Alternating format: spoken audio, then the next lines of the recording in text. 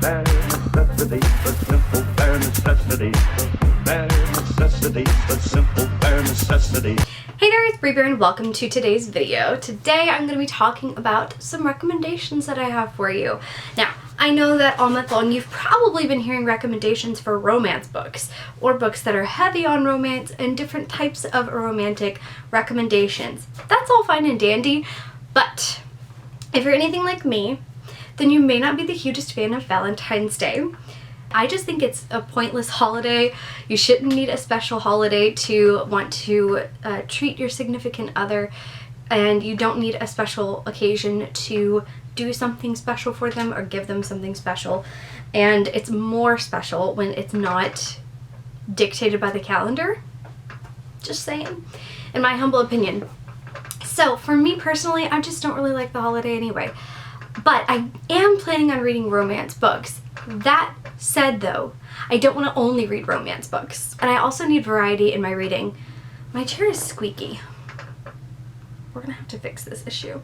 But basically, all of that said, I am going to be recommending to you guys some books that are about love, but not the romantic focus. Romance isn't the only love that is shown in the story, or is maybe not even really prevalent. I have 5 recommendations that are romance free, and then I have 7 books where they have romance in them. Maybe the romance is a little bit more of a focus, more integral to the story. But the main reason I'm doing this video is to recommend you books that talk about love in a platonic sense. They talk about family and found family, friendship, and things that are not romantic. Now, like I said, some of them will have romance in them, but it also has other elements of love and relationships. Without any further ado, let's get into it.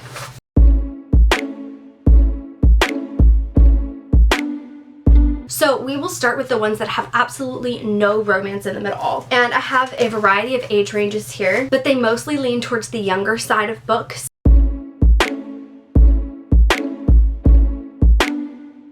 So first off, I have The Tales of Despero by Kate DiCamillo. This is a book where the storylines of 4 different characters intertwine significantly. There's a rat, a mouse, a princess, and a servant. It's a story of kindness and compassion, of friendship, of love, of joy, of mourning and grief. It's definitely a found family type of story.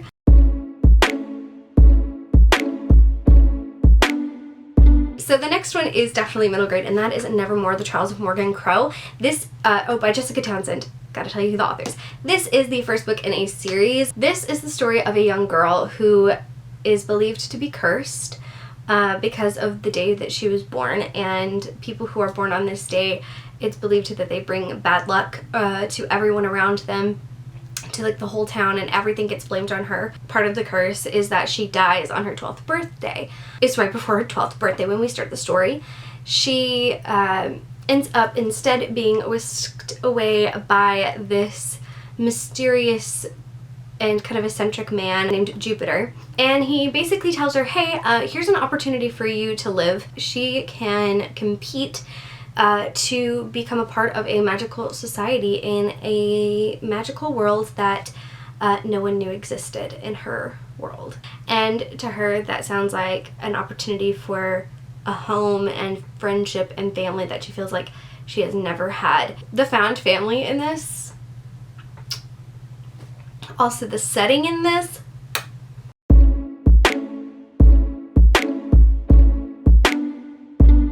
The next book that I have for you is I Can Make This Promise by Christine Day. This is an excellent book for family. This really focuses on a young Indigenous girl's family life. What is her name? Edie. She is half Native American, half Caucasian, and she has grown up kind of, feeling detached from her heritage in some ways. And then one day she comes across a box in the attic with some information, some papers and pictures and things, and she goes on kind of a journey to uncover the past and uncover her family history a little bit. It's got all the love and family and community vibes.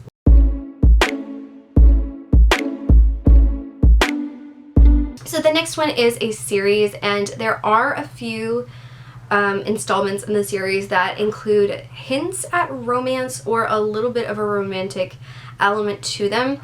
But generally speaking, they are pretty romance-free for the most part, and they're more of a found family feeling for the most part. That is Every Heart a Doorway by Shauna McGuire. This is the Wayward Children series is what I'm talking about here, and depending on which book you pick up, it may or may not have a little bit of romantic sway to it in a couple of spots.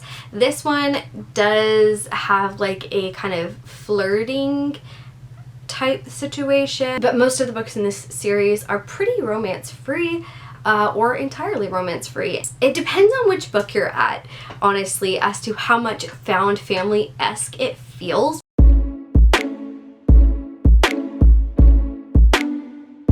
The last one that I have for you that is completely romance-free and is a found family story is Vicious by V.E. Schwab. There is also a sequel called Vengeful, and it does have the same elements as well. This is a story about two very morally gray characters, and they did an experiment and accidentally, on purpose, gave themselves superpowers. One of them is angry with the other, and he tries to become kind of a vigilante of sorts. And on the other hand, the other one got locked up in jail. 10 years later, he has broken out of jail, and he is coming for that man. And he picks up a few friends along the way to help in his quest.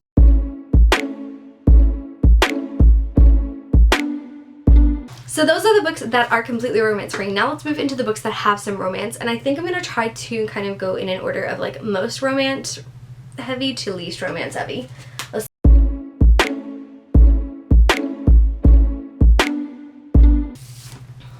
Okay, let's start here with Cosmonites by Hannah Templer. And this I just recently got a physical copy of, and I'm very excited about it. I read digitally and I loved it. The sequel is coming out this year. I have pre-ordered it and I am so excited! Okay, so this is a graphic novel, a found family situation as well, about these people who are trying to kind of fight back against a very corrupt system. It's jousting in space. If I put Cal from Retrieving Books into book form, I feel like it would come out something like this.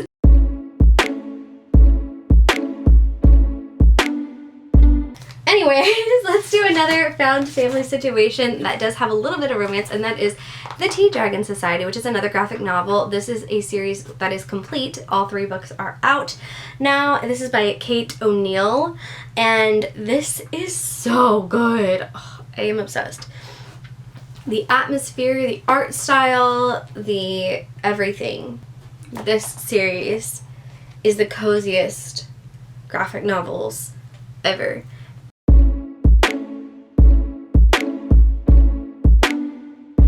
Next, we're gonna go with a manga that is Orange. This is about a group of friends, and it's mainly following this character, Naho, and she's kind of the quiet one, kind of the mom friend. She receives a letter from herself from 10 years in the future, and thinks it's a prank, and so she looks at it a couple of times, and it tells her, you're gonna receive this on this day when this and this and this and this happens. And this and this and this happened, and she's like, oh, maybe this is legit.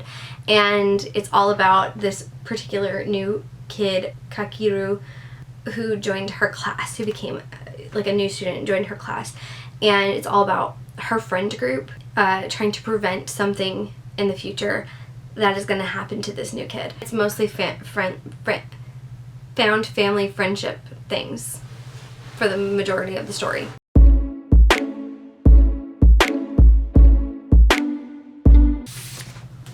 The next book that I have to share with you is Don't Date Rosa Santos by Nina Moreno. Nina Moreno. I always say, when I say Moreno, it's Moreno. This is a story very much about family, specifically 3 generations of women. This young girl, Rosa Santos, her mom, and her grandmother, her abuela.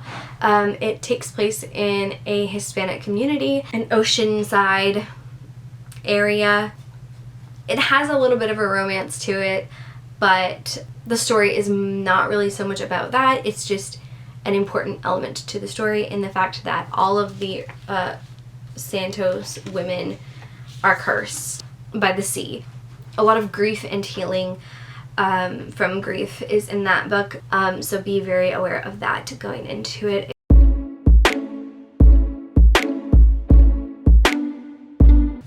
Next up, we have a very different option, and that is A Map for Wrecked Girls by Jessica Taylor. This is a story about 3 teenagers getting stranded on an island. It's very much a survival story. 2 of them are sisters, and 1 is a boy who was taking them out sailing. They had a 4th person with them, and that 4th person died before they even got on the island. Now, there is some romance in this in the past and the present timelines, but it's really more about what happened between the sisters as a result of some of both of their romantic interests and exploits. And this is definitely not going to be everyone's cup of tea. Most of these books are not going to be everyone's cup of tea. You really do need to go and look at some reviews and make sure it's something that you are interested in.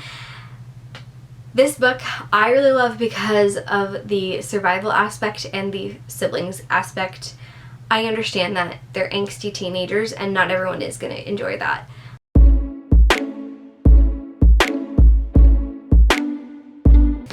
Okay, next up we're going to switch gears and move to a classic tale, and that is Little Women by Louisa May Alcott. It's phenomenal.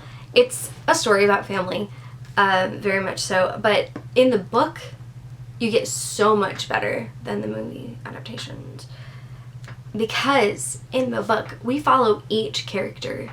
In most of the films, it takes the focus is on mostly Jo and her arc throughout it, but in the book it really follows each sister individually and her development and arc over time. I love that it shows that every girl in the story goes through different things, experiences different things, and each one makes mistakes and has to grow and develop who she is.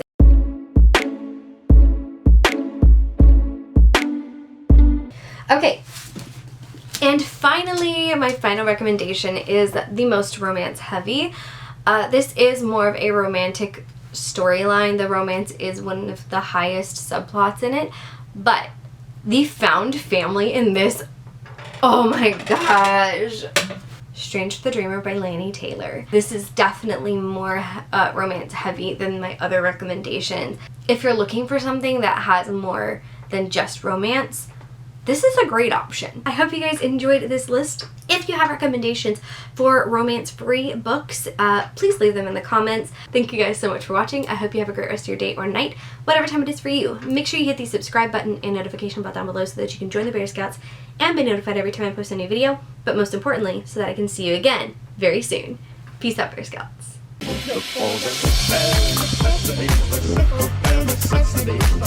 About your worries and your stress. I mean a bare necessity. That's why a bear can rest at ease with just the bare necessities of life. Yeah, with just the bare necessities of life.